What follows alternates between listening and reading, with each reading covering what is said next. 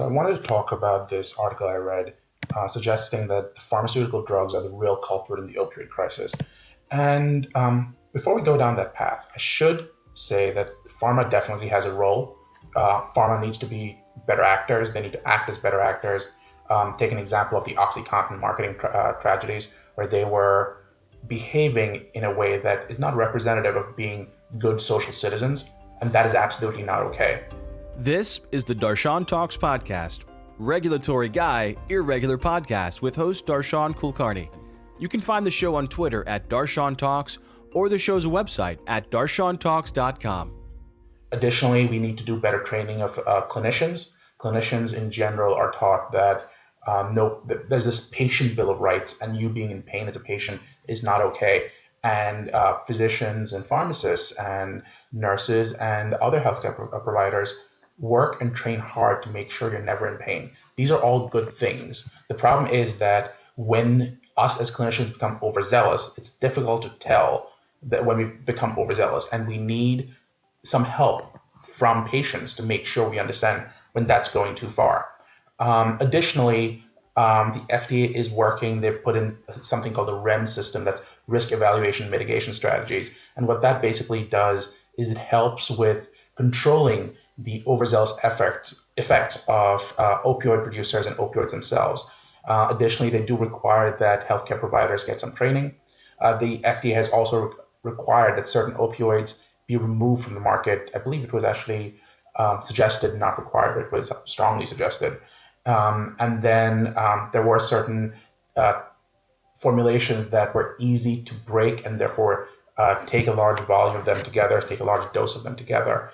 Instead, what the FDA did is they withdrew those tamper-resistant formulations. So societally, there are definitely things that can be done to help ease this opioid crisis. But it's disingenuous to say that it's the prescription drugs that are the problem. It shows a weak grasp of the problem to say that drugs themselves are the problem.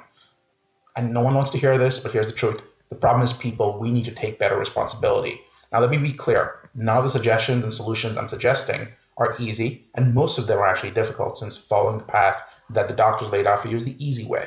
And then following it is not appropriate all the time because you think the doctor knows. Here's the problem. You are the best person to judge what you should be doing when it comes to pain.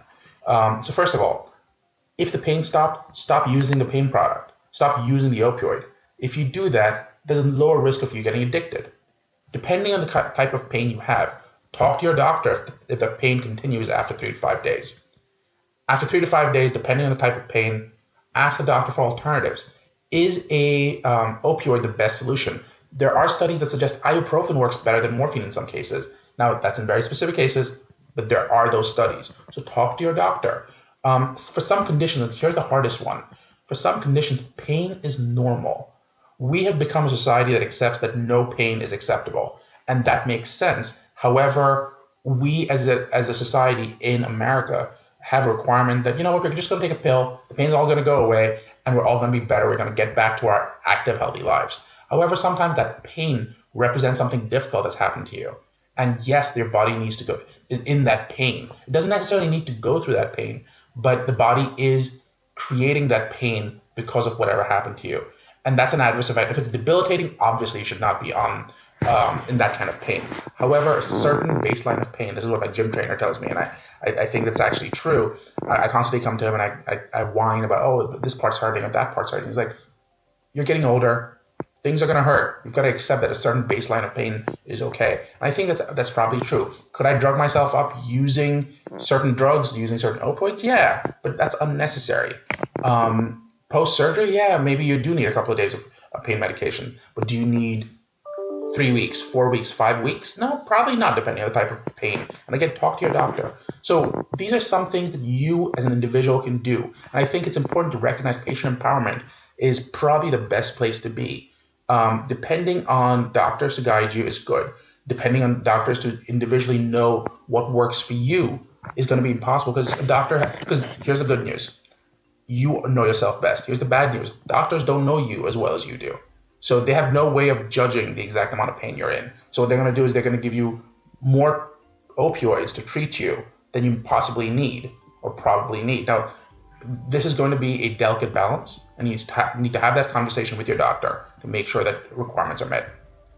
If you want to look at my other talks on what are some larger remedies to continue and to consider, feel free to reach out. I look forward to hearing from you. Take care. Bye. This is the Darshan Talks podcast, regulatory guy, irregular podcast with host Darshan Kulkarni. You can find the show on Twitter at Darshan Talks or the show's website at darshantalks.com.